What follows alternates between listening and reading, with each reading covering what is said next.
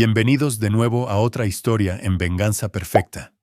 Antes de comenzar, díganos desde qué parte del mundo nos están viendo. Ahora, sumerjámonos en la historia de hoy. Capítulo 1. La vida perfecta desmoronada. Mitchell Becker había construido su vida como una fortaleza metódica, calculada e impenetrable. A los 45 años, poseía 3 exitosos concesionarios de automóviles en todo el estado, un testimonio de su despiadada perspicacia para los negocios. Perfeccionada durante sus 8 años como oficial de inteligencia del Cuerpo de Marines. Su esposa, Jennifer Weeks, había sido su novia de la universidad, y Tyler Lawson, su hijo adoptivo. Tenía ahora 18 años y se preparaba para la universidad. La casa suburbana en Millbrook Hills reflejaba el éxito de Mitchell Céspedes bien cuidados, un garaje para 3 coches y cámaras de seguridad que él mismo había instalado. Los viejos hábitos de sus días militares nunca morían. La confianza se ganaba, nunca se daba gratuitamente, y la verificación siempre era necesaria. Ese sábado por la mañana en particular, Jennifer afirmó que iba a visitar a su hermana, Mónica Dickinson, en la ciudad. Tyler se había ido temprano a su trabajo a tiempo parcial en la tienda de electrónica. Mitchell decidió encargarse de la limpieza de primavera que Jennifer le había estado insistiendo durante semanas. El cuarto de Tyler era una zona de desastre de caos adolescente. Cuando Mitchell movió la cama para aspirar debajo, su pie golpeó algo sólido. Escondida debajo había una caja de metal cerrada con llave, de estilo militar, del tipo que se usa para almacenar documentos sensibles. Los instintos de Mitchell, agudizados por años de trabajo de inteligencia, se activaron de inmediato. La caja era demasiado pesada para contener documentos. Sus habilidades para forzar cerraduras, oxidadas pero funcionales, no tardaron en abrir el mecanismo. Dentro había pulcros fajos de billetes de $100, fácilmente $15,000, junto a un teléfono básico de tapa y un pequeño cuaderno lleno de fechas, horas y abreviaturas crípticas. La sangre de Mitchell se heló al reconocer algunos de los lugares estacionamientos cerca de sus concesionarios, restaurantes donde frecuentemente realizaba reuniones de negocios. El registro de llamadas del teléfono mostraba docenas de llamadas salientes al mismo número en los últimos 6 meses. Mientras Mitchell examinaba el dispositivo, sonó de repente. El identificador de llamadas solo mostraba BH. En contra de su buen juicio, Mitchell respondió. Tyler. Una voz profunda y grave preguntó. La entrega está lista. El lugar de siempre. Medianoche. Mitchell permaneció en silencio, su entrenamiento militar tomando el control. Nunca revelar información a menos que sea absolutamente necesario. Tyler, ¿estás ahí? No olvides que la parte de tu madre depende de que esto salga bien. Brian se está impacientando con los plazos. La línea se cortó. Mitchell se quedó mirando el teléfono. Las piezas de un rompecabezas horrible comenzaban a formarse. Brian. Había oído a Jennifer mencionar a un Brian de su clase de yoga, el dinero, las llamadas telefónicas secretas, el horario coordinado. Unos pasos resonaron en el pasillo.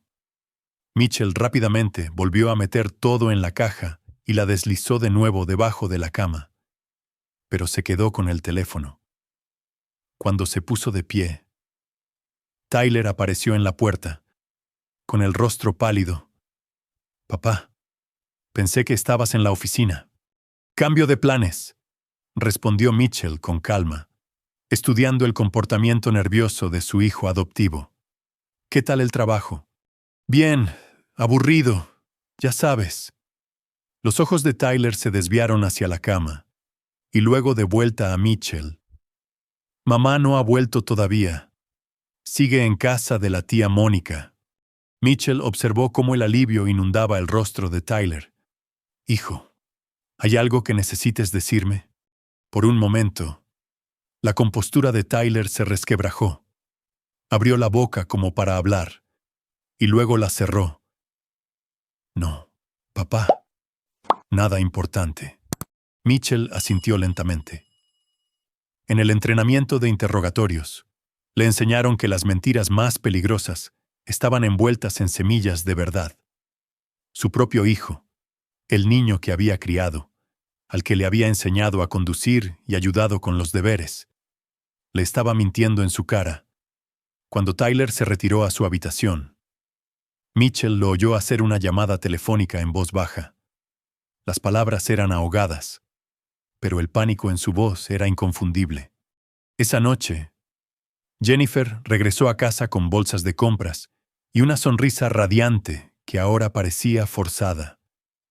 Habló de su día con Mónica, describiendo un almuerzo en un restaurante que Mitchell sabía a ciencia cierta que había estado cerrado por reformas toda la semana. Mientras se sentaban a cenar, Mitchell observó a su familia con nuevos ojos, la risa nerviosa de Jennifer ante sus bromas, la incapacidad de Tyler para mirarlo a los ojos, la forma en que intercambiaban miradas rápidas, cuando pensaban que él no estaba mirando. 22 años de matrimonio, 18 años de paternidad. Todo eso construido sobre qué cimientos. Más tarde esa noche, mientras Jennifer dormía a su lado, Mitchell yacía despierto, planeando. En los Marines, le enseñaron que las operaciones más efectivas comenzaban con una recopilación de inteligencia exhaustiva. Tenía 11 horas hasta esa reunión de medianoche. 11 horas para saber cuán profunda era esta traición. El teléfono desechable yacía en el cajón de su mesita de noche como un arma cargada. Mañana, Mitchell Becker comenzaría la caza de la verdad. Y si sus sospechas resultaban ser ciertas, no mostraría piedad a aquellos que se habían atrevido a traicionarlo. Capítulo 2. El momento de la verdad. Mitchell pasó la mañana del domingo actuando el papel del perfecto marido suburbano. Hizo panqueques, discutió los planes universitarios de Tyler y escuchó la animada historia de Jennifer sobre el nuevo novio de Mónica. Cada palabra se sentía como ácido en su garganta, pero su rostro permanecía impasible. A las 11:30 p.m. Mitchell se posicionó en su estudio con una vista clara de la entrada de coches. El teléfono desechable estaba sobre su escritorio, una cuenta regresiva digital hacia la traición. A las 11:45 Tyler bajó sigilosamente las escaleras, con las llaves del coche en la mano. Mitchell esperó 5 minutos antes de seguirlo en su otro vehículo. Una habilidad aprendida durante operaciones de vigilancia en Fallujah. Tyler condujo hasta Riverside Park, una zona aislada cerca del antiguo distrito industrial. Oculto detrás de un grupo de árboles, Mitchell observó a través de binoculares cómo su hijo se reunía con un hombre alto y de hombros anchos de unos 40 años. Brian Hagen era exactamente lo que Mitchell había esperado, seguro de sí mismo. Depredador, con el tipo de arrogancia que atraía a las amas de casa aburridas. El intercambio fue breve. Tyler le entregó un sobre Manila. Brian le pasó un grueso fajo de dinero. Pero fue la tercera figura que emergió de las sombras lo que detuvo el corazón de Mitchell. Jennifer salió a la luz de la luna, sus brazos rodeando la cintura de Brian mientras se besaban con obvia familiaridad. Se rió de algo que Brian le susurró. La misma risa que había encantado a Mitchell 22 años atrás. Tyler se quedó torpemente cerca, revisando su teléfono. La reunión familiar duró 10 minutos antes de que se separaran. Brian y Jennifer se dirigieron hacia un motel en las afueras de la ciudad. Tyler regresó a casa. Mitchell llegó a casa minutos antes que Tyler, acomodándose de nuevo en su estudio con las luces apagadas. Cuando Tyler entró sigilosamente, Mitchell lo estaba esperando. ¿Noche exitosa?, preguntó Mitchell, encendiendo la lámpara del escritorio. Tyler dio un salto, dejando caer las llaves. Papá. Me asustaste. Solo estaba tomando un poco de aire. Mitchell se levantó lentamente, su imponente figura llenando el umbral. Eso es interesante, porque hace 30 minutos estabas recibiendo dinero de un hombre llamado Brian Hagen. El color desapareció del rostro de Tyler. No sé de qué. Siéntate. La voz de Mitchell llevaba la autoridad de mando que una vez había ordenado a los Marines entrar en combate. Tyler se desplomó en la silla más cercana. ¿Cuánto tiempo?, preguntó Mitchell simplemente. Las manos de Tyler temblaban mientras miraba al suelo. Papá, puedo explicarlo. ¿Cuánto tiempo? 6 meses, susurró Tyler. Quizás 7. ¿Y qué has estado entregando exactamente a Brian Hagen durante 6 meses? Información. Las palabras salieron como un graznido. Sobre tus reuniones de negocios, tus horarios, cuándo estarías en cada concesionario. A veces también sobre tus cosas personales. Mitchell sintió que algo frío y definitivo se asentaba en su pecho. ¿Qué tipo de cosas personales? Extractos bancarios que dejaste en tu oficina en casa, contraseñas que anotaste, la combinación de tu caja fuerte de armas. Tyler finalmente levantó la vista, con lágrimas corriendo por su rostro. Papá, nunca quise que llegara tan lejos. Dijeron que era solo... ¿Ellos, mamá y Brian? Dijeron que necesitaban saber esas cosas para planificar. ¿Planificar qué? El silencio de Tyler se alargó hasta que Mitchell se acercó. El niño que una vez había sido su orgullo y alegría se encogió. Tyler, ¿planificar qué? Tú. Accidente, susurró Tyler. Las palabras flotaron en el aire como gas venenoso. Mitchell sintió que su mundo se tambaleaba. No solo una aventura, no solo un robo, sino un asesinato. Explícate. Lo han estado planeando durante meses. Brian conoce gente peligrosa. Van a hacer que parezca un robo de coche que salió mal. Mañana por la noche, cuando salgas del concesionario del centro, saben que siempre tomas la misma ruta a casa. La mente de Mitchell repasó rápidamente las implicaciones, las pólizas de seguro de vida que Jennifer lo había animado a aumentar el año pasado, la forma en que lo había estado presionando para que actualizara su testamento, el repentino interés en sus horarios de negocio. Y después de mi accidente, mamá hereda todo, continuó Tyler. Ella y Brian planean vender los concesionarios y mudarse a Costa Rica. Ya tienen una casa elegida. ¿Y tú? Tyler levantó la vista con una esperanza desesperada. Pensé que tal vez podríamos ir todos juntos, como una familia. La ingenuidad era casi conmovedora. Casi... ¿De verdad pensaste? Dijo Mitchell suavemente, que después de que me mataran, te mantendrían cerca como testigo. El rostro de Tyler se puso blanco cuando la plena comprensión lo golpeó.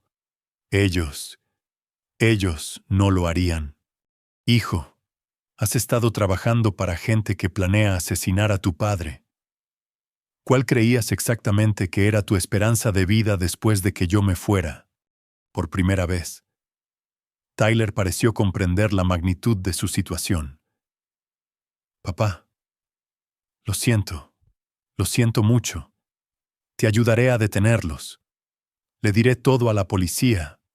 Mitchell estudió al joven que lo había llamado papá durante 18 años, el niño al que enseñó a andar en bicicleta.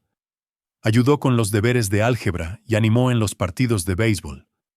El mismo niño que acababa de confesar haber ayudado a planear su asesinato. Tyler, dijo Mitchell en voz baja. Hay algunas cosas que no se pueden perdonar. Pero papá, tomaste tu decisión hace 6 meses. Cada reunión, cada pieza de información, cada dólar que tomaste, los elegiste a ellos por encima de mí. Mitchell caminó hacia la ventana. mirando el paraíso suburbano que se había construido sobre mentiras. Ahora vivirás con esa elección. ¿Qué vas a hacer? Mitchell se volvió para enfrentar a su hijo, y Tyler se encogió ante el frío cálculo en sus ojos. Voy a darles exactamente lo que quieren, con algunas modificaciones mías. No entiendo. Ya lo harás. Mitchell se movió hacia la puerta. Luego se detuvo. Tyler, haz una maleta. No vivirás aquí por mucho más tiempo. Mientras Mitchell subía las escaleras hacia el dormitorio donde su esposa dormía, su mente ya estaba trabajando en los requisitos tácticos. Jennifer y Brian lo querían muerto para mañana por la noche. Obtendrían su deseo, en cierto modo.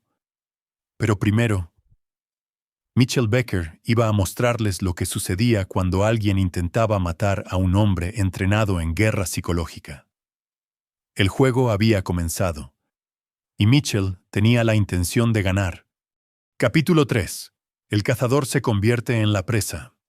Mitchell se despertó antes del amanecer, con Jennifer todavía durmiendo pacíficamente a su lado.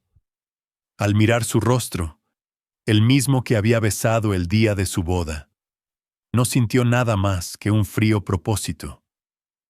Ella se movió cuando él se levantó, ofreciendo una sonrisa somnolienta que una vez había significado todo para él. ¿Reunión temprana?, preguntó ella. Algo así. Mitchell se inclinó y le besó la frente. Un gesto de despedida que ella no entendió. Trabajaré hasta tarde esta noche. No te quedes despierta. A las 6 cerero a.m. Mitchell estaba en su estudio, llamando a Phil West, su antiguo compañero del cuerpo de marines, que ahora dirigía una empresa de seguridad privada en la ciudad. Phil le debía a Mitchell varios favores de sus días en Fallujah. Mitch. Por Dios, es temprano. ¿Cuál es la situación? Necesito una casa segura, equipo de comunicación no rastreable y un favor que no puedo explicar por teléfono. La voz de Phil se agudizó de inmediato. ¿Qué tan grave? La familia está comprometida. Necesito desaparecer por unos días. No digas más. Tengo una cabaña en el norte del estado, fuera de la red, completamente abastecida. Te enviaré las coordenadas por mensaje. Phil, esto queda entre nosotros. Si alguien pregunta, ya sea la policía, investigadores privados, cualquiera, nunca has sabido de mí. ¿Entendido? Mitch, cuídate las espaldas. La siguiente llamada de Mitchell fue a Annette Hunter, su abogada y un antiguo interés romántico de sus días pre-Jennifer. Annette nunca se había casado, centrándose en cambio en construir uno de los bufetes de abogados más temidos del estado. Mitchell, esto es inesperado. Annette, necesito asesoramiento legal, extraoficialmente. Si alguien estuviera planeando mi asesinato, ¿cuál sería la forma más efectiva de proteger mis activos y asegurar que los perpetradores no reciban nada? Una larga pausa. Jesús. Mitchell, ¿hablas en serio? Mortalmente en serio. Mi oficina, 1 hora. Ven solo y usa la entrada trasera. Mitchell pasó los siguientes 30 minutos transfiriendo fondos de cuentas conjuntas a sus cuentas personales, cambiando contraseñas y accediendo a su caja fuerte de armas. La Glock 19 se sentía familiar en sus manos, una vieja amiga de días más oscuros. En la oficina de Annette, expuso la situación con precisión militar. El rostro de ella se fue poniendo cada vez más pálido a medida que detallaba la confesión de Tyler y el accidente planeado. «Tenemos que contactar a la policía de inmediato», dijo ella. «No». La voz de Mitchell era de granito. La confesión de Tyler no valdría nada. Es menor de edad, y su testimonio por sí solo no sería suficiente para una condena.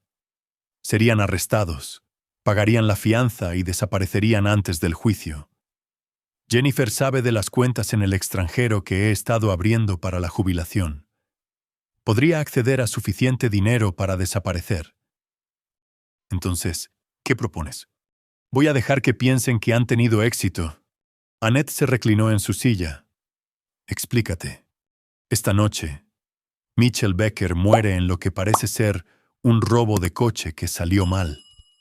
Mi camioneta será encontrada quemada en el distrito industrial. Las pruebas de sangre sugerirán que fui asesinado y mi cuerpo arrojado en otro lugar.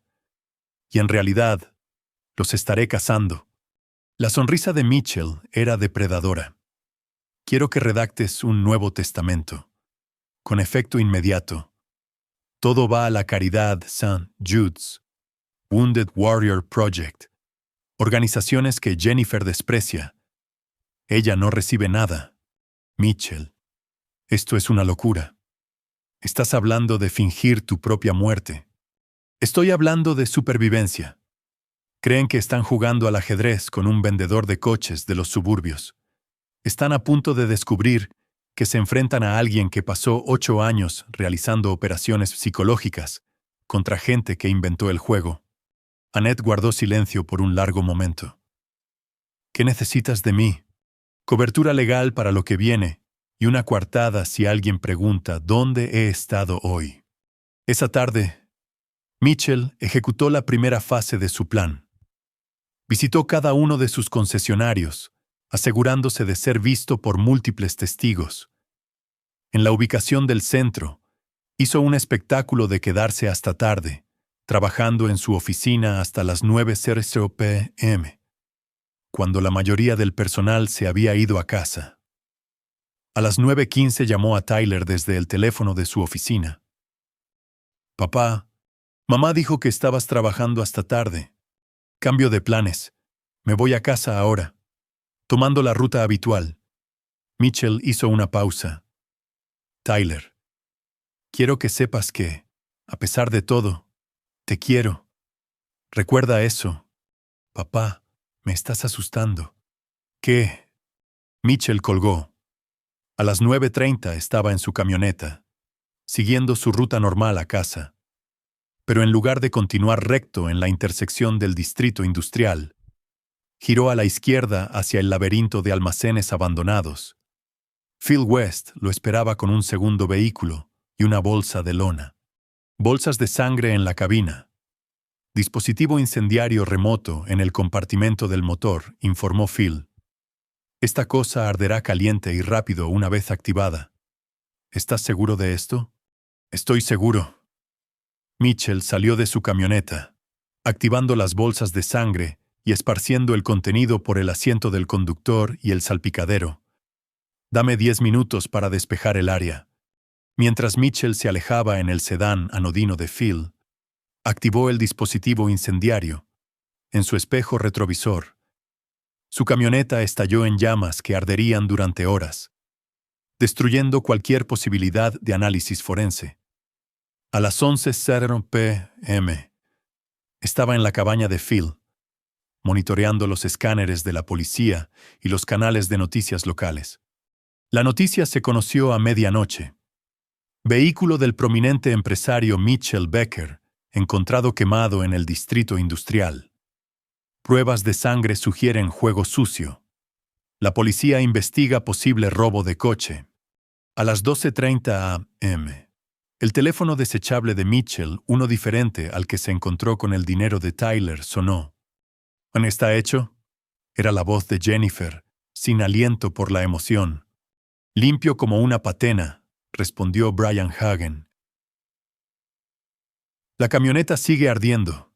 Los policías creen que fue un robo de coche al azar. Nadie encontrará el cuerpo, lo que significa que pasarán semanas buscando en el río y la policía no lo conectará con nosotros. ¿Cómo podrían? Estuve en Atlantic City toda la noche. Tengo recibos del hotel y vigilancia del casino para probarlo. Tu coartada también es sólida. ¿Y Tyler? El chico no sabe los detalles. Por lo que a él respecta, a su padre le robaron el coche unos delincuentes al azar. Está de duelo, pero lo superará. Jennifer se rió. Realmente se rió. Dios, no puedo creer que finalmente haya terminado. ¿Cuándo podremos acceder a las cuentas? El certificado de defunción tarda una semana. Luego cobramos y desaparecemos. Costa Rica. Allá vamos. Cuando la llamada terminó, Mitchell sintió morir los últimos vestigios de su antigua vida. Su esposa celebraba su asesinato. Su hijo era cómplice de su muerte. Todo lo que había construido, todo en lo que creía, había sido una mentira. Pero Mitchell Becker no estaba muerto. Y la gente que pensaba que lo había matado estaba a punto de descubrir lo que era el verdadero terror. La caza estaba a punto de comenzar. Capítulo 4. Recopilando información. Durante 3 días, el mundo creyó que Mitchell Becker estaba muerto. Las noticias locales publicaron la historia. Sus concesionarios emitieron comunicados expresando conmoción y dolor, y se estaban planeando los arreglos funerarios. Desde su escondite en la cabaña, Mitchell lo observaba todo con fría indiferencia. Usando equipo de vigilancia que Phil le había proporcionado, monitoreó su propio servicio fúnebre. Jennifer interpretó a la viuda afligida a la perfección, vestida de negro, secándose los ojos con pañuelos y aceptando condolencias de amigos y socios comerciales.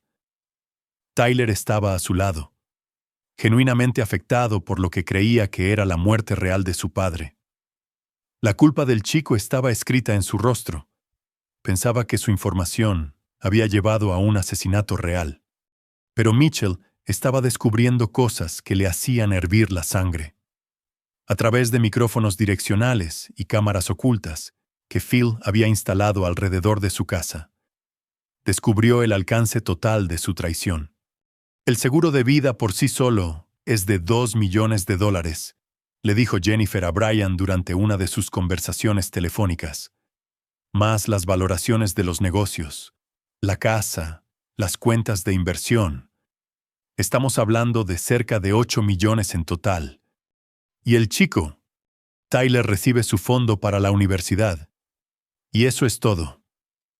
Una vez que estemos en Costa Rica, puede arreglárselas por su cuenta. La risa de Brian fue áspera, fría. Nena, me gusta eso de ti.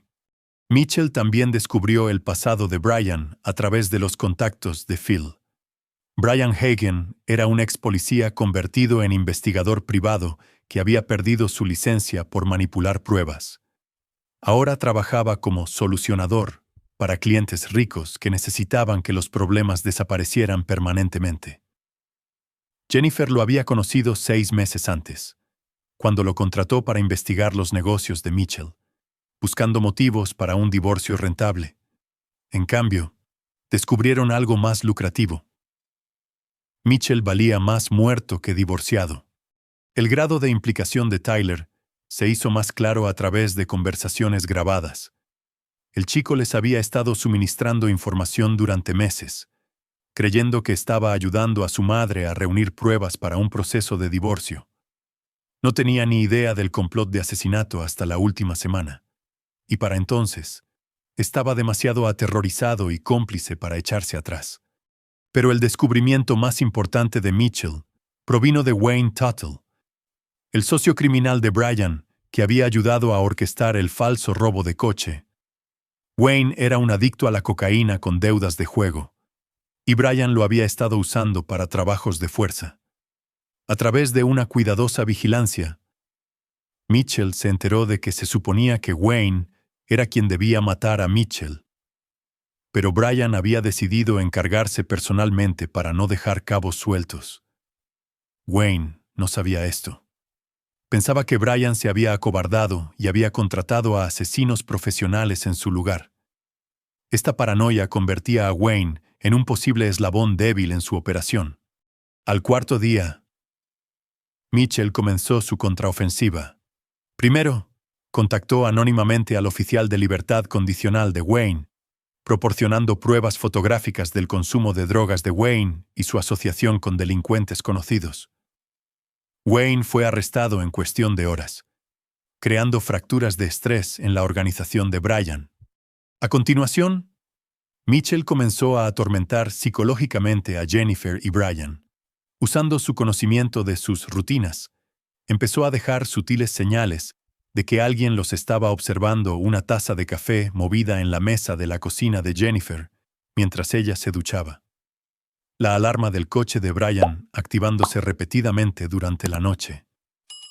Flores frescas apareciendo en la tumba de Mitchell. A pesar de que el cementerio estaba cerrado después del anochecer.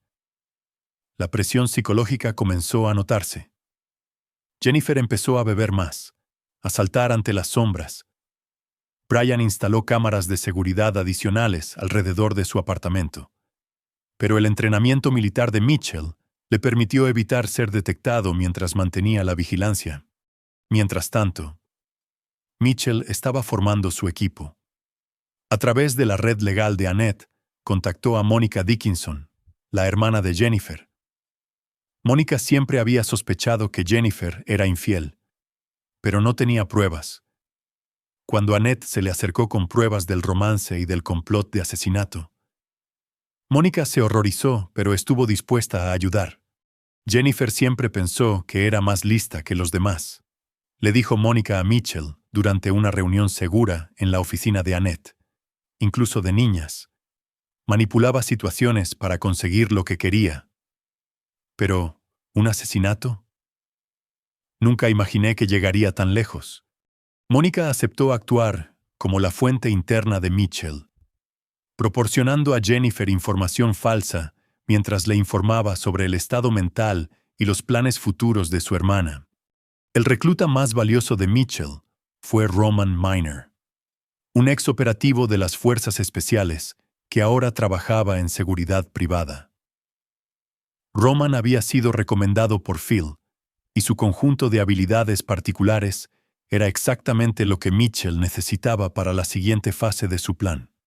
¿Quieres que los secuestre?, preguntó Roman durante su sesión informativa. No secuestrar, reubicar. Hay una diferencia.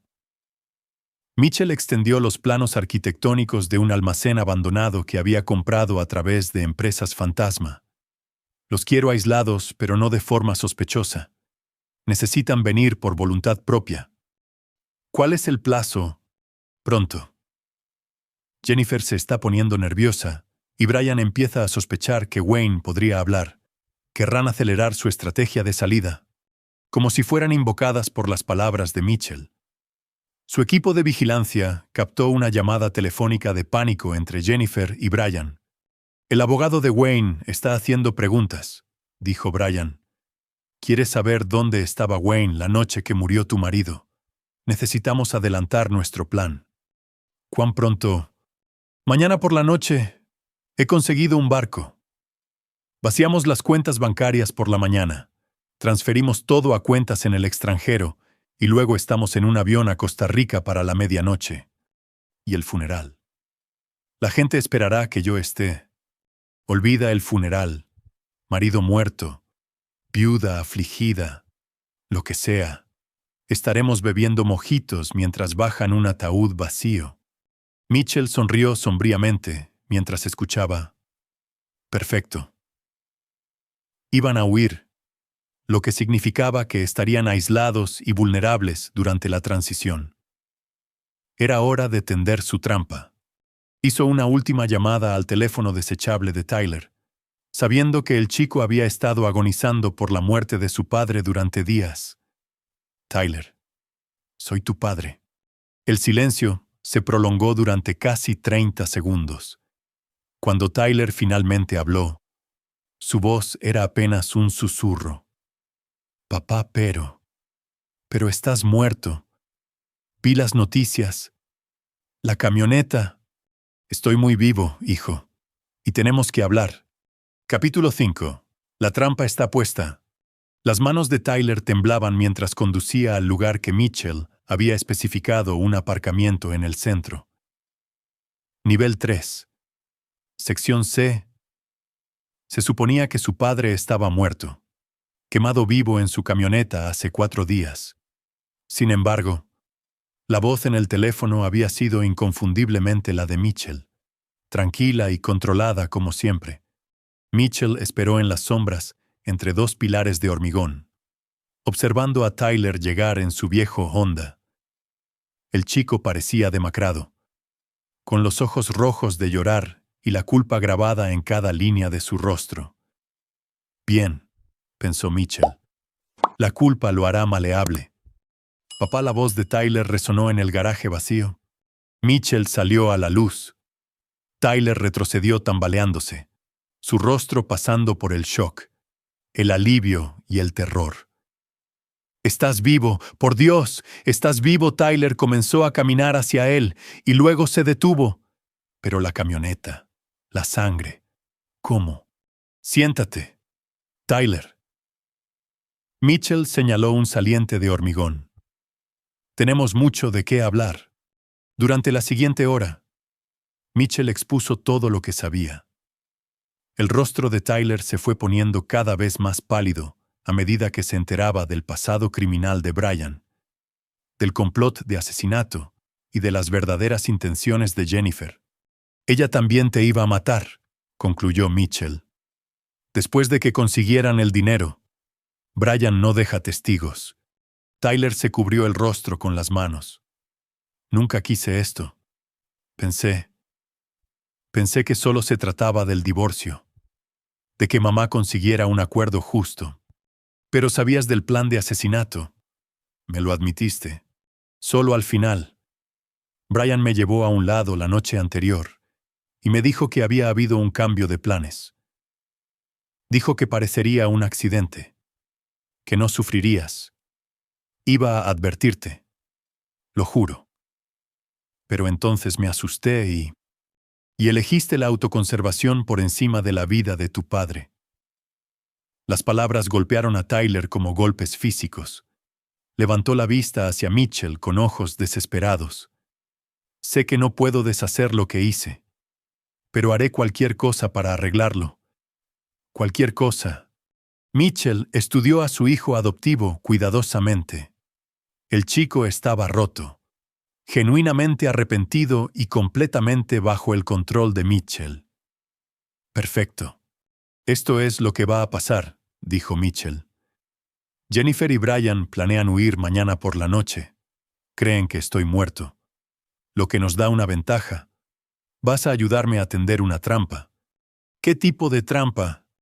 «Del tipo que asegura que paguen por lo que han hecho». La voz de Mitchell era helada. «Pero Tyler, entiende esto, tu participación no te gana el perdón. Podría ganarte la supervivencia». Tyler asintió miserablemente. «¿Qué necesitas que haga?» Mitchell explicó el plan. «Mañana por la tarde». Tyler le diría a Jennifer que había sido contactado por alguien que afirmaba tener información sobre el asesinato de Mitchell. Un misterioso interlocutor que había presenciado el robo del coche y quería vender la información al mejor postor, la policía o la familia de Jennifer. «Organizarás una reunión para mañana por la noche en el antiguo distrito de almacenes de Riverside. Dile que este testigo quiere $50,000 por su silencio y que solo tratará con miembros de la familia. Es decir, ella y tú. Y si trae a Brian, lo hará. Brian no la dejará ir sola a reunirse con un testigo potencial. Eso es exactamente con lo que cuento». Tyler parecía confundido. «Pero papá, si de todos modos planean irse de la ciudad mañana por la noche, ¿por qué les importaría un testigo?» Mitchell sonrió, pero no había calidez en ello. «Porque voy a hacerles creer que este testigo tiene información que podría hundirlos incluso en Costa Rica. Información sobre sus cuentas en el extranjero, sus nuevas identidades, su ruta de escape». El plan era elegante en su simplicidad. Jennifer y Brian acudirían al lugar de la reunión, creyendo que trataban con un testigo oportunista al que podían sobornar o eliminar. En cambio, se encontrarían caminando hacia una confrontación cuidadosamente orquestada con un hombre que creían muerto. «¿Qué les pasará después?», preguntó Tyler en voz baja. «Eso depende de cuán cooperativos sean». Tyler tragó saliva. «¿Y qué me pasará a mí?». Mitchell se puso de pie, mirando al chico que había ayudado a planear su asesinato. «Vivirás. Pero Tyler, después de mañana por la noche, Hemos terminado. Me aseguraré de que tengas suficiente dinero para terminar la universidad y empezar tu vida. Pero lo harás lejos de mí. Ya no somos una familia. Las palabras devastaron a Tyler más de lo que cualquier castigo físico podría haberlo hecho. Empezó a llorar, con grandes sollozos entrecortados que resonaron por el garaje. Lo siento. Papá, lo siento mucho. Lo siento, no devuelve la confianza. Hijo, lo siento, no deshace la traición. Mitchell se giró para irse. Llama a tu madre. Organiza la reunión. Y Tyler, si me traicionas de nuevo, Roman Miner será la última persona que veas. Esa noche, Mitchell finalizó sus preparativos. El almacén que había elegido era perfecto aislado, con múltiples puntos de entrada y salida, y completamente insonorizado. Roman lo había equipado con luces, cámaras y sistemas de sujeción. Phil había proporcionado equipo de seguridad adicional y estaría de guardia como respaldo. Annette había preparado documentos legales transfiriendo todos los activos de Mitchell a un fideicomiso irrevocable con instrucciones específicas sobre cómo se trataría legalmente a Jennifer y Brian después de la confrontación de mañana por la noche. Lo más importante, Mitchell se había preparado psicológicamente para lo que se avecinaba. Había pasado años en zonas de combate. Pero esto era diferente. Esto era personal. Esto era familia. Al amanecer, recibió la llamada que había estado esperando. Papá. La voz de Tyler era temblorosa. Está hecho. Llamé a mamá hace una hora. Traerá a Brian a la reunión esta noche a las 10:00 p.m. Están asustados, muy asustados.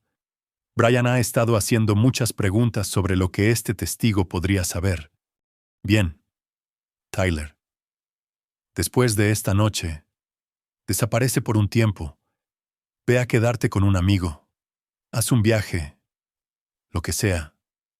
No estés en ningún lugar donde Jennifer o Brian puedan buscarte, porque se enfadarán cuando se den cuenta de que fue una trampa. Mitchell guardó silencio por un largo momento. Y no volverán a buscar a nadie nunca más. La línea se cortó, dejando a Tyler solo con la creciente comprensión de que su padre, el hombre al que había ayudado a traicionar, estaba a punto de hacer algo que cambiaría sus vidas para siempre. Mientras la noche caía sobre la ciudad, Mitchell Becker se preparaba para el acto final de su juego mortal. Mañana. El mundo aprendería lo que sucedía cuando alguien intentaba matar a un hombre que había pasado su vida aprendiendo a sobrevivir. Capítulo 6. El primer corte. Jennifer pasó el día paseando por el apartamento de Brian como un animal enjaulado, fumando sin parar y revisando su teléfono obsesivamente. El testigo misterioso que Tyler había descrito sonaba peligroso. Alguien que afirmaba haber visto la cara de Brian durante el robo del coche y que conocía detalles que solo el asesino sabría. «Deberíamos irnos ahora mismo», insistió por 10ª vez. «Olvida la reunión. Olvida al testigo. Tenemos suficiente dinero para desaparecer». Brian estaba limpiando metódicamente su pistola calibre .45, la que había tenido la intención de usar con Mitchell antes de decidir que el falso robo de coche parecería más convincente. Y pasar el resto de nuestras vidas mirando por encima del hombro de ninguna manera. Nos encargamos de este testigo esta noche, permanentemente, y entonces seremos libres. Y si es una trampa, tendida por quien tu marido está muerto, el chico cree que fueron delincuentes al azar, y nadie más sabe nada. Brian golpeó el cargador en su pistola. Entramos rápido y con fuerza. 50,000 para que se calle, o una bala si se pone codicioso. Jennifer lo observó mientras cargaba munición extra en los bolsillos de su chaqueta. Brian, quizás deberíamos pensar en esto. Cariño, he estado pensando en ello todo el día. Este testigo es el único cabo suelto. Una vez que nos encarguemos de él, tendremos vía libre. Brian acercó a Jennifer, besándola bruscamente. Confía en mí. Después de esta noche, comenzamos nuestra nueva vida con las manos limpias. A las 9:30 p.m. se dirigieron al distrito de almacenes de Riverside en el SUV modificado de Brian. La zona era un páramo industrial, edificios abandonados, solares vacíos y sin testigos en kilómetros. Perfecto para hacer desaparecer problemas. El nerviosismo de Jennifer aumentó mientras navegaban por las calles oscuras. Tyler dijo, Edificio 47. ¿Estás seguro de que esto es correcto? El GPS dice que estamos cerca. Brian revisó su espejo retrovisor por 20ª vez. Recuerda, entramos juntos. Mantén la reunión corta y no dejes que este tipo se ponga cómodo. Encontraron el edificio 47 al final de una calle sin salida. Era una estructura de ladrillo de 3 pisos, con la mayoría de sus ventanas tapiadas. Una única puerta lateral estaba entreabierta, derramando una luz amarilla en la oscuridad. Acogedor, murmuró Brian, aparcando a 20 pies de la entrada. Tú quédate detrás de mí y mantén tu mano en la pistola de respaldo que te di. Se acercaron al edificio con cautela. Dentro, encontraron una pequeña área de recepción con suelos de hormigón y luces fluorescentes zumbando sobre sus cabezas. Un cartel escrito a mano decía, Sala de conferencias, 2º piso, siga las flechas. Esto se está poniendo raro, susurró Jennifer. Mantén la calma. La gente desesperada hace cosas raras. Brian subió por una estrecha escalera, siguiendo flechas pintadas con aerosol en las paredes. El 2º piso se abría a una gran sala que una vez había sido una planta de fábrica. Había sillas plegables, dispuestas en círculo, bajo una dura iluminación industrial. En el centro había una mesa de cartas con un sobre manila y una botella de agua. «Hola», gritó Brian. «Estamos aquí para la reunión. Por favor, tomen asiento», dijo una voz desde los altavoces montados en el techo. «Señor Hagen. Señora Weeks. Gracias por venir». Jennifer y Brian intercambiaron miradas. La voz estaba distorsionada electrónicamente. Imposible de identificar. «¿Quién diablos eres?», exigió Brian, su mano moviéndose hacia su pistola. «Alguien que sabe exactamente lo que hicieron hace 4 noches. Por favor, siéntense. Discutamos los negocios como gente civilizada». A regañadientes, tomaron asiento en sillas cerca de la mesa. Brian mantuvo su pistola parcialmente desenfundada, escaneando las sombras en busca de amenazas. «Usted afirma haber sido testigo del asesinato de mi marido», dijo Jennifer, tratando de proyectar confianza. «¿Qué vio exactamente?» «Vi a Brian Hagen prender fuego a la camioneta de Mitchell Becker, después de esparcir bolsas de sangre en el interior, para simular una escena de asesinato». La voz era tranquila, objetiva. «Lo vi deshacerse de las pruebas incendiarias en un contenedor de basura a 3 manzanas de distancia. Lo vi hacerle una llamada a usted, Jennifer, confirmando que el trabajo estaba hecho. El color desapareció de sus rostros. Este testigo conocía detalles que no se habían revelado a la policía ni a los medios». «¿Qué quieres?», preguntó Brian con los dientes apretados. «Originalmente, $50,000 por mi silencio. Pero cuanto más he aprendido sobre ustedes dos, más interesante se ha vuelto esta situación». «¿Qué significa eso?» «Significa que Mitchell Becker no está realmente muerto. Y ustedes dos están a punto de descubrir lo que sucede cuando intentan matar a alguien más inteligente que ustedes». Las luces se apagaron de repente, sumiendo la habitación en una oscuridad absoluta. Jennifer gritó mientras el sonido de múltiples pasos resonaba a su alrededor. Las luces de emergencia se encendieron un momento después, bañándolo todo en un rojo infernal. 3 hombres con equipo táctico habían aparecido en la habitación, con los rostros cubiertos y las armas desenfundadas. Pero fue la 4ª figura la que heló la sangre de Jennifer. Mitchell Becker salió de las sombras, muy vivo, vistiendo un chaleco antibalas y portando un rifle de asalto con precisión militar. «Hola, cariño», le dijo a Jennifer, su voz baja y mortal. «¿Me extrañaste?» La pistola de Brian estaba a medio salir de su funda cuando el operador táctico más cercano lo derribó con un taser. Convulsionó en el suelo de hormigón, sus armas deslizándose lejos. Jennifer intentó correr, pero encontró las salidas bloqueadas. Retrocedió contra la pared, temblando incontrolablemente. «Esto no es posible», susurró. «Estás muerto. Vi la camioneta. La sangre». «Oh, había sangre», dijo Mitchell conversacionalmente. «Solo que no era mía. Te sorprendería lo que puedes lograr con un poco de sangre de cerdo y un conocimiento básico de ciencia forense». Brian gimió mientras el shock eléctrico se desvanecía. Los operadores tácticos le ataron las manos a la espalda con bridas y lo arrastraron a una silla. «Tyler te lo contó todo, ¿verdad?» La voz de Jennifer estaba llena de terror. «Tyler me habló de vuestra aventura, vuestro complot de asesinato y vuestros planes de escape. También me habló de la información que te había estado pasando durante meses». Mitchell los rodeó lentamente como un depredador evaluando a su presa. «Pero lo que Tyler no sabía, lo que vosotros no sabíais, es que he estado al tanto de vuestras actividades durante bastante tiempo». «Eso es imposible.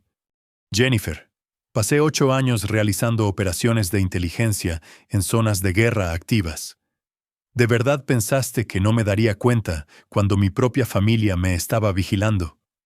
Mitchell se rió, pero el sonido no tenía humor. «Dejé que reunierais vuestra inteligencia. Dejé que hicierais vuestros planes. Incluso dejé que pensarais que habíais tenido éxito». Brian luchó contra sus ataduras. «Maldito loco. Esto es un secuestro. Cuando la policía se entere. La policía cree que estoy muerto. Brian, no me están buscando». Mitchell se inclinó hasta que su rostro estuvo a centímetros del de Brian, y cuando encuentren mi cuerpo, lo que harán eventualmente, las pruebas forenses demostrarán que Mitchell Becker fue asesinado por Brian Hagen y Jennifer Weeks en un robo fallido. «¿Qué demonios significa eso?» Mitchell sonrió. Y por primera vez en su vida, Jennifer entendió cómo era el verdadero mal. Significa, Brian, que vas a confesar que me mataste. Vas a proporcionar detalles que solo el asesino conocería. Vas a llevar a la policía a donde escondiste mi cuerpo». Mitchell se levantó, su voz volviéndose más fría. «Y luego vas a morir en un trágico accidente antes de que puedas ser juzgado». La habitación quedó en silencio, excepto por el zumbido de la iluminación industrial. Jennifer y Brian miraron a Mitchell, comprendiendo finalmente que ya no trataban con un vendedor de coches de los suburbios. Se enfrentaban a alguien que había pasado años aprendiendo a quebrar a la gente profesionalmente. «Por supuesto», continuó Mitchell, «si prefieren la alternativa, también podemos discutirla». «¿Qué alternativa?», susurró Jennifer.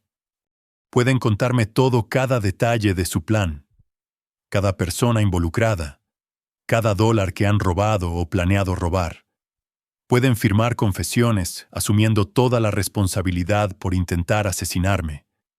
Y pueden aceptar las consecuencias que he diseñado para ustedes». «¿Y cómo hacemos esto?». La sonrisa de Mitchell se ensanchó. «Entonces, en lugar de morir rápidamente, vivirán lo suficiente para comprender realmente lo que se han hecho a sí mismos». A medida que las implicaciones se asentaban, Jennifer comenzó a llorar. Brian reanudó sus luchas contra las bridas, pero los operadores tácticos Roman Miner y su equipo eran profesionales. El juego había dado un nuevo giro, y Mitchell Becker ya no jugaba a la defensiva. Capítulo 7. Las confesiones. Mitchell había aprendido técnicas de interrogatorio de los mejores especialistas de inteligencia del Cuerpo de Marines. quienes habían quebrado a terroristas endurecidos en Irak y Afganistán. Jennifer y Brian eran suburbanitas mimados que nunca habían enfrentado una presión real en sus vidas. Se quebrarían en cuestión de horas. El almacén había sido preparado metódicamente, áreas de detención separadas para cada prisionero, equipo de grabación para documentar sus confesiones y un aislamiento acústico que contendría cualquier grito.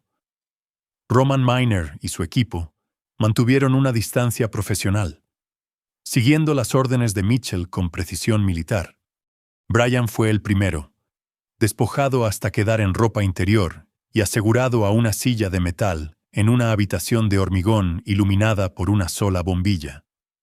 Intentó mantener su desafío durante exactamente 43 minutos. «Quiero un abogado», repitió por 12ª vez. «Esto es detención ilegal. Cuando el FBI se entere».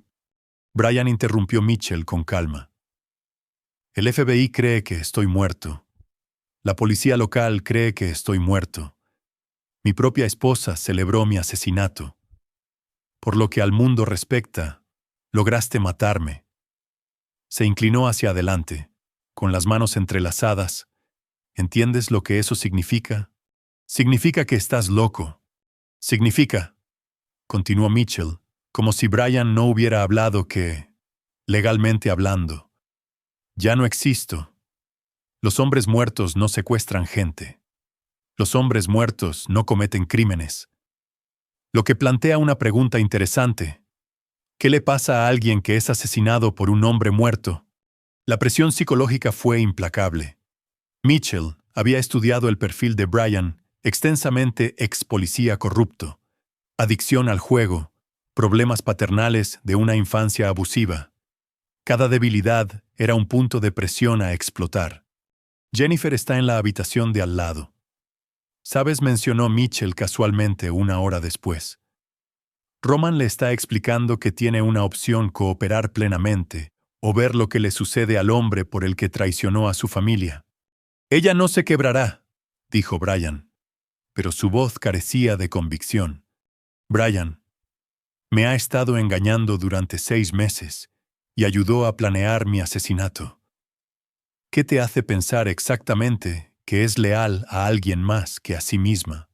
Como si fuera invocada, la voz de Jennifer resonó a través de los altavoces en la habitación de Brian, sollozando, aterrorizada, suplicando piedad. «Por favor, te lo contaré todo, solo no me hagas daño. Por favor, Mitchell. Lo siento mucho». El rostro de Brian se puso blanco. «Eso no es. Ella no». «¿No qué?» «Traicionarte para salvarse a sí misma». Mitchell se rió entre dientes. «Brian traicionó a un esposo de 22 años y a un hijo que crió desde la infancia. ¿Qué te hace especial?». La guerra psicológica continuó durante horas. Mitchell alternó entre una conversación razonable y una fría intimidación. Descomponiendo lentamente las defensas mentales de Brian, reprodujo grabaciones de las confesiones de Jennifer en realidad. Roman interrogando una habitación vacía, mientras Jennifer estaba inconsciente en otra celda, haciendo que Brian creyera que su amante ya lo había delatado. Al amanecer, Brian estaba quebrado. «Te diré lo que quieras saber», susurró, con la voz ronca de tanto gritar negaciones. Solo haz que pare. Háblame del complot de asesinato. Desde el principio». La confesión de Brian fue exhaustiva y condenatoria. Jennifer lo había contratado hacía 6 meses para investigar los negocios de Mitchell, con la esperanza de encontrar pruebas de aventuras o irregularidades financieras para un proceso de divorcio. En cambio, habían comenzado una aventura, y Jennifer se había dado cuenta de que obtendría más dinero como viuda que como divorciada. Dijo que Mitchell valía 8 millones muerto. Quizás la mitad en un divorcio, sollozó Brian. Lo quería fuera permanentemente. ¿Y la participación de Tyler? El chico era nuestra fuente interna. Jennifer lo convenció de que era solo para la investigación del divorcio horarios. reuniones, información comercial. No tenía ni idea del plan de asesinato hasta la última semana. ¿Cuándo se enteró del asesinato? 3 días antes. Lo llevé a un lado y le dije que había habido un cambio de planes. Dije que su padre tendría un accidente, pero no sufriría. El chico se asustó, pero para entonces ya estaba demasiado metido. Y después de mi muerte, Jennifer hereda todo. Liquidamos los activos, transferimos el dinero al extranjero y desaparecemos en Costa Rica. Tyler recibe su fondo universitario. Y eso es todo. Lo dejamos atrás. Mitchell grabó cada palabra, documentando la conspiración con un detalle insoportable.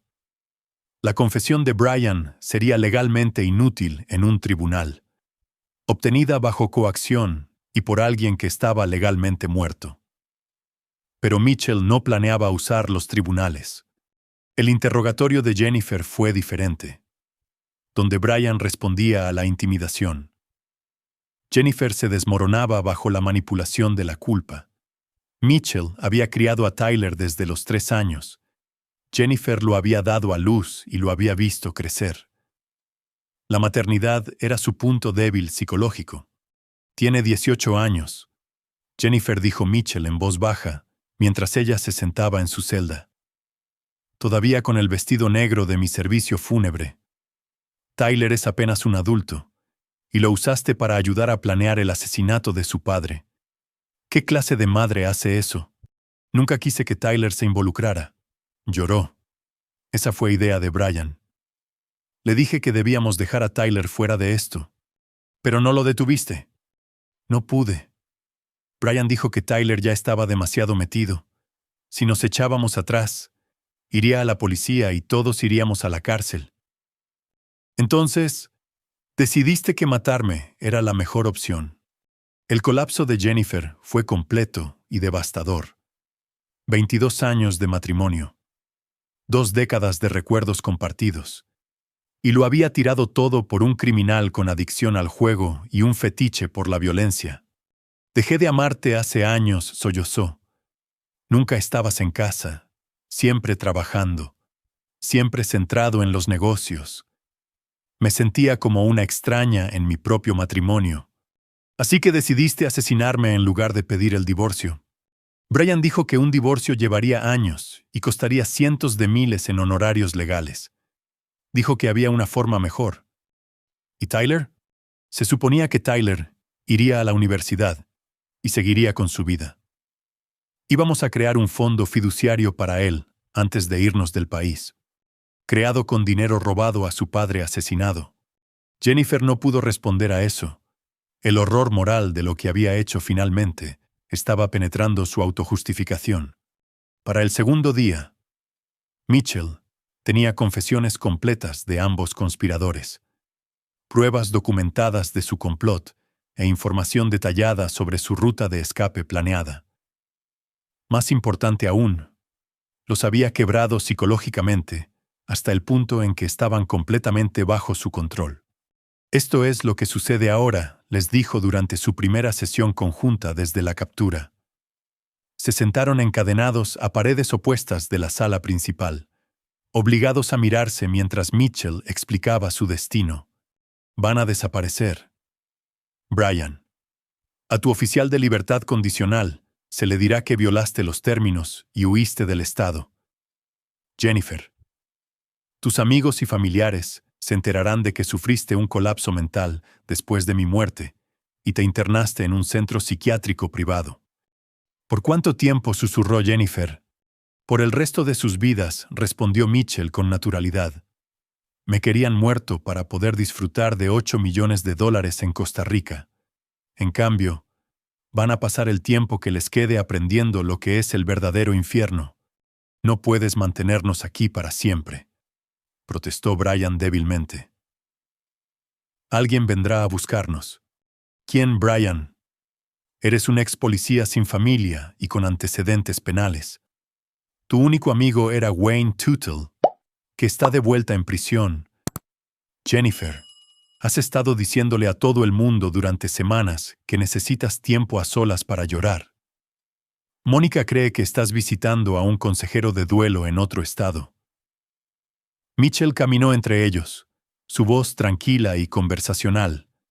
Verán, he tenido meses para planear esto mientras ustedes pensaban que estaban planeando mi muerte. Cada detalle ha sido considerado. Cada cabo suelto ha sido atado. Y Tyler preguntó Jennifer desesperadamente. Tyler tomó su decisión cuando eligió ayudarte en lugar de advertirme. Está vivo. Tiene dinero para la universidad y sabe que nunca debe volver a cruzarse conmigo. Eso es más misericordia de la que cualquiera de ustedes dos merece. Mitchell se detuvo frente a ellos. Su expresión ilegible. Querían saber qué pasa ahora. Mañana. Comenzamos su educación en consecuencias. Aprenderán lo que se siente al estar completamente indefensos. Tener su destino controlado por alguien que los ve como menos que humanos. Saber que cada aliento que toman existe solo por el placer de alguien a quien intentaron destruir.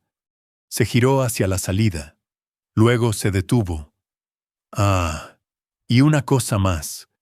Tendrán mucho tiempo para pensar en cómo se podría haber evitado esto.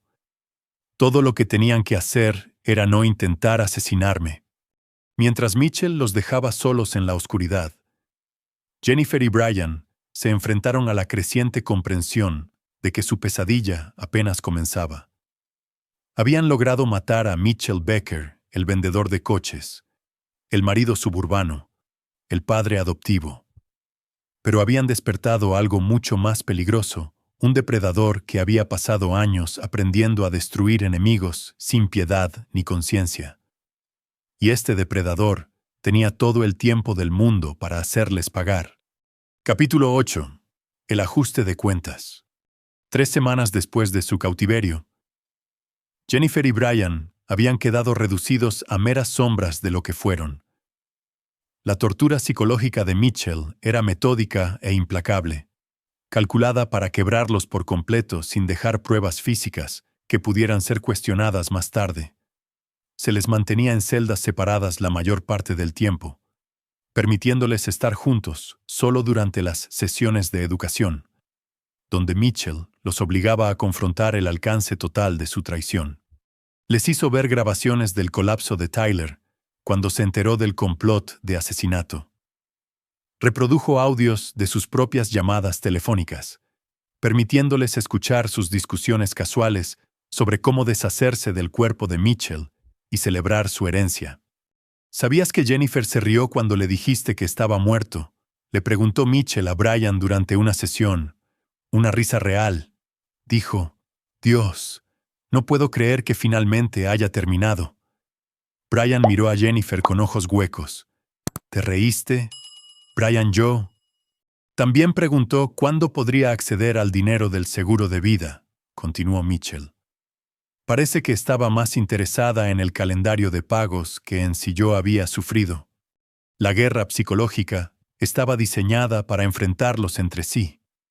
Y estaba funcionando. Después de semanas de estrés, privación del sueño y miedo constante, su relación se estaba desintegrando. Todo esto es tu culpa, le espetó Brian a Jennifer durante una sesión conjunta. Yo ganaba buen dinero como investigador privado. Tú fuiste la que quería a tu marido muerto. Tú fuiste el que dijo que un asesinato era mejor que un divorcio. Tú me convenciste de que podíamos salirnos con la nuestra. Porque estabas llorando por lo miserable que eras, por lo atrapada que te sentías. Intentaba ayudarte. ¿Ayudarme?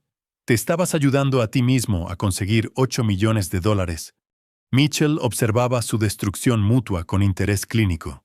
En la guerra psicológica, la técnica más efectiva era a menudo hacer que los enemigos se destruyeran entre sí en lugar de destruirlos directamente. Pero la tortura psicológica era solo la primera fase de la justicia de Mitchell.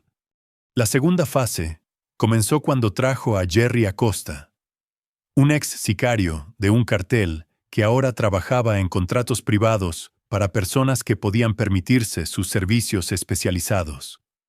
El trabajo de Jerry no era infligir daño físico. era demostrar con qué facilidad se podía infligir daño físico. Verás, lo de romper los dedos, le explicó Jerry a Jennifer, mientras ella observaba desde sus cadenas. No se trata realmente del dolor.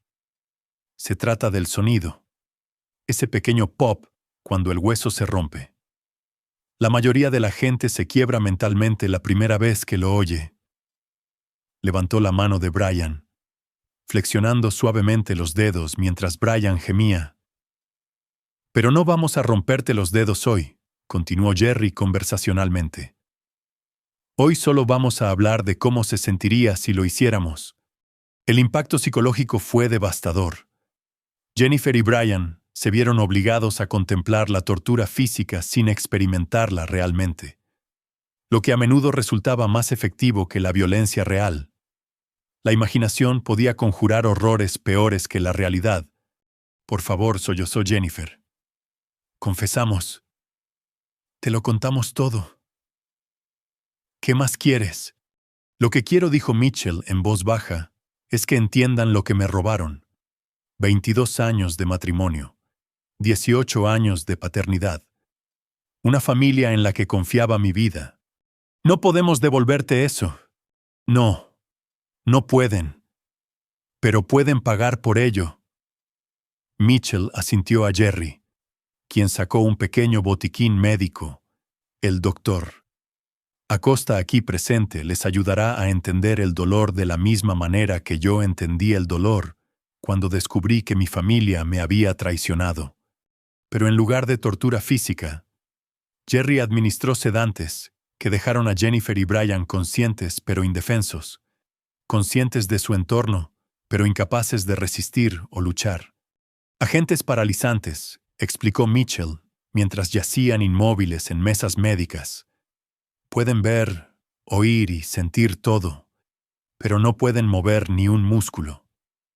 Así es como me sentí cuando descubrí su complot, consciente del peligro, pero impotente para detener lo que le estaba sucediendo a mi vida. Durante 12 horas, permanecieron paralizados, mientras Mitchell destruía sistemáticamente todo lo que habían planeado para su futuro. Les mostró documentos que probaban que sus cuentas en el extranjero habían sido congeladas y confiscadas. Reprodujo grabaciones de las autoridades de Costa Rica, siendo alertadas para vigilarlos en aeropuertos y cruces fronterizos. Su nueva vida se ha ido, les dijo mientras los efectos de las drogas se desvanecían. Su ruta de escape está arruinada. Su dinero está confiscado. No les queda nada excepto lo que yo elija darles. La fase final de la justicia de Mitchell fue la más brutal: aislamiento y abandono completos. Esto es lo que sucede ahora, les dijo durante su última sesión conjunta. Van a ser separados permanentemente. Jennifer, serás trasladada a un centro privado donde vivirás bajo el nombre de Sarah Collins. Una mujer con trastornos mentales, sin familia ni amigos.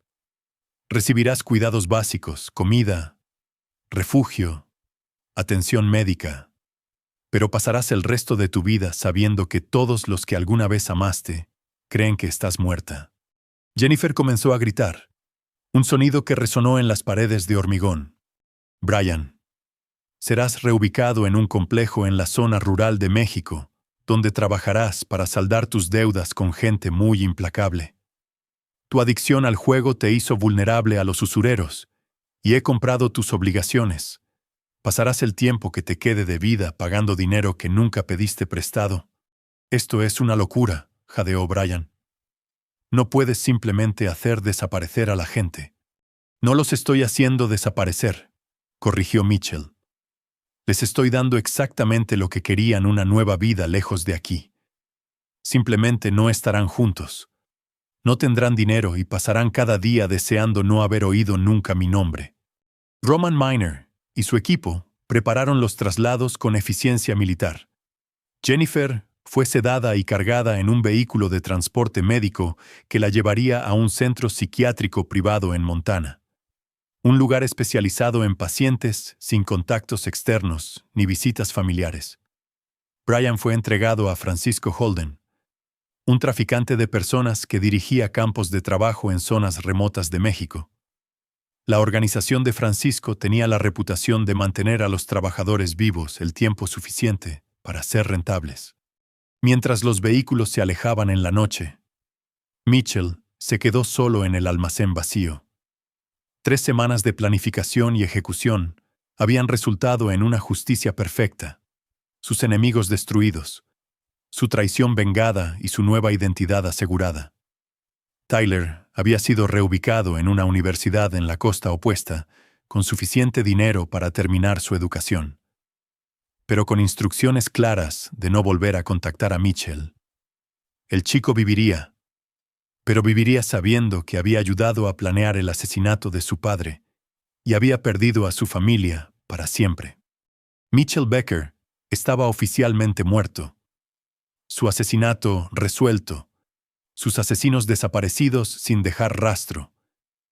Pero el hombre que había planeado y ejecutado esta operación estaba muy vivo, listo para construir una nueva vida lejos del paraíso suburbano que había ocultado una traición tan mortal.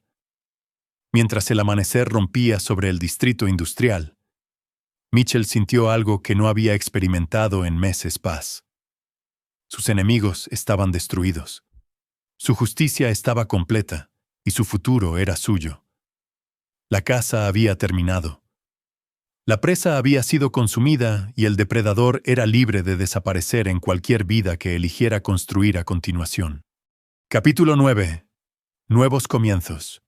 6 meses después.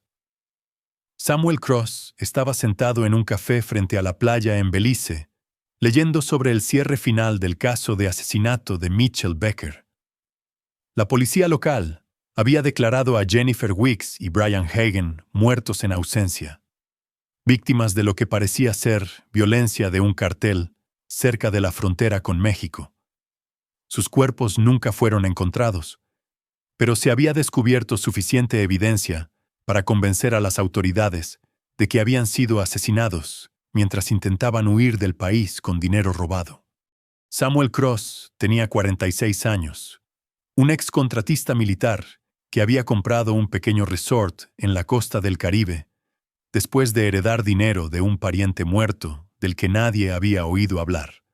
Estaba bronceado, en forma, y hablaba un español fluido con el personal local. Para sus vecinos, era un estadounidense tranquilo que se mantenía reservado, pero era generoso con las organizaciones benéficas locales y siempre pagaba sus facturas en efectivo. La transformación de Mitchell Becker a Samuel Cross había sido planeada durante años, mucho antes de que la traición de Jennifer la hiciera necesaria. Las identidades falsas eran algo que Mitchell había aprendido a construir durante su carrera de inteligencia, y mantenerlas requería una atención constante al detalle. Cada aspecto de la vida de Samuel estaba cuidadosamente curado. El resort proporcionaba ingresos legítimos que explicaban su estilo de vida.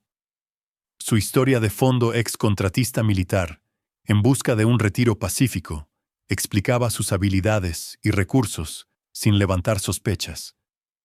Su relación con las autoridades locales era cordial, pero distante. Del tipo que mantienen los expatriados ricos que desean privacidad por encima de todo. La operación en Belice era solo una de las 3 identidades que Mitchell había establecido a lo largo de los años. Tenía montajes similares en Colombia y Tailandia, cada uno con sus propias redes financieras y documentación. Si Samuel Cross alguna vez se veía comprometido, podría desaparecer y resurgir en otro lugar en 48 horas. Pero más que supervivencia, la nueva identidad representaba libertad. Por primera vez en décadas, Mitchell vivía sin el peso de la traición ni la carga de la confianza. No respondía ante nadie, no le debía nada a nadie y podía tomar decisiones basadas puramente en sus propios intereses. El resort era rentable y estaba creciendo. Mitchell había descubierto que disfrutaba del negocio de la hostelería. Le permitía observar la naturaleza humana sin inversión emocional. Los huéspedes iban y venían. El personal trabajaba y se le pagaba, y nadie esperaba nada más complicado que un servicio eficiente y un alojamiento cómodo. La única sombra en su nueva vida eran las noticias ocasionales sobre Tyler. A través de redes de vigilancia cuidadosamente mantenidas, Mitchell se enteró de que su antiguo hijo tenía dificultades en la universidad, malas notas, problemas con la bebida y dificultad para mantener relaciones. El chico sufría claramente de culpa y trauma por su papel en el complot de asesinato. Mitchell no sintió nada por las dificultades de Tyler. El joven había tomado sus decisiones y viviría con las consecuencias. La compasión era un lujo que Mitchell ya no podía permitirse. El mundo en general seguía girando sin Mitchell Becker. Sus concesionarios habían sido vendidos para pagar impuestos de sucesión y honorarios legales, y las ganancias se destinaron a las organizaciones benéficas que había especificado en su testamento final. Su casa en Millbrook Hills había sido comprada por una joven familia que no tenía idea de su historia. El paraíso suburbano que había construido con Jennifer había sido completamente borrado. A veces, tarde en la noche, cuando el resort estaba en silencio y las olas del Caribe lamían la orilla, Mitchell se preguntaba si extrañaba su antigua vida. La respuesta era siempre la misma. Extrañaba la ilusión de su antigua vida, pero no la realidad. La realidad se había construido sobre mentiras. Se había sostenido con traición y estaba destinada a la destrucción. Era mejor vivir solo y no confiar en nadie que construir otra casa de naipes que pudiera ser derribada por las personas más cercanas a él. En esta noche en particular, mientras Samuel Cross terminaba su cena y se preparaba para otra noche pacífica en el paraíso, recibió un mensaje encriptado en un teléfono que solo 3 personas en el mundo sabían que existía. El mensaje era de Annette Hunter, Tyler Lawson, encontrado muerto en su dormitorio. Aparentemente un suicidio. Pensé que debías saberlo. Mitchell miró el mensaje durante mucho tiempo. Luego lo borró sin responder. Tyler había elegido su camino hace 18 meses, cuando decidió ayudar a asesinar a su padre, en lugar de advertirle. Todo lo que sucedió después, la tortura psicológica, la destrucción familiar, la culpa y el aislamiento que finalmente lo mataron, era simplemente la consecuencia natural de esa elección. Mitchell se sirvió un vaso de ron caro y salió a la playa. Las estrellas sobre el Caribe eran brillantes e incontables. Un vasto universo donde sus pequeños dramas no significaban nada.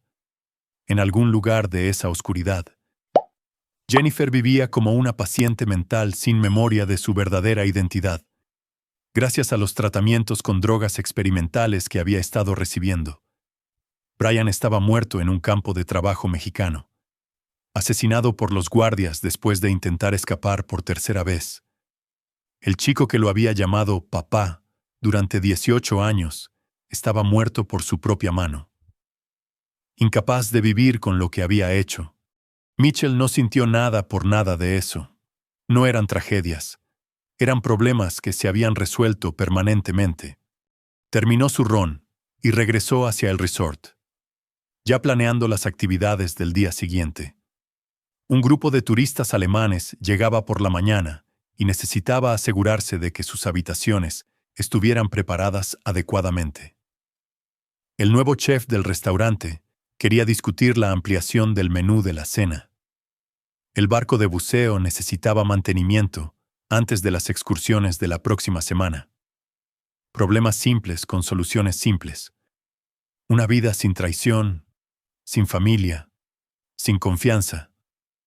Una vida en la que Mitchell Becker finalmente podía descansar, porque el hombre en el que se había convertido había aprendido la lección más importante de todas. La única persona que nunca podría traicionarte eras tú mismo. Mientras cerraba la oficina del resort y se dirigía a sus aposentos privados, Samuel Cross sonrió. El mañana traería nuevos huéspedes, nuevos desafíos y nuevas oportunidades. pero también traería la certeza de que nadie en su vida tenía el poder de destruirlo. Había matado a Mitchell Becker más a fondo de lo que Jennifer y Brian jamás podrían haberlo hecho. Y de esas cenizas, había construido algo más fuerte, más frío y completamente inquebrantable. La venganza perfecta no era destruir a tus enemigos, era sobrevivirles y construir una vida que nunca pudieran tocar. Samuel Cross había logrado exactamente eso. Y ahí lo tienen. Otra historia llega a su fin. ¿Qué les pareció? Me encantaría leer sus opiniones en los comentarios de abajo. Si disfrutan de esta historia, consideren unirse a nuestra comunidad suscribiéndose. Significa mucho para nosotros. Para más historias como esta, echen un vistazo a los videos recomendados en pantalla. Y nos vemos allí.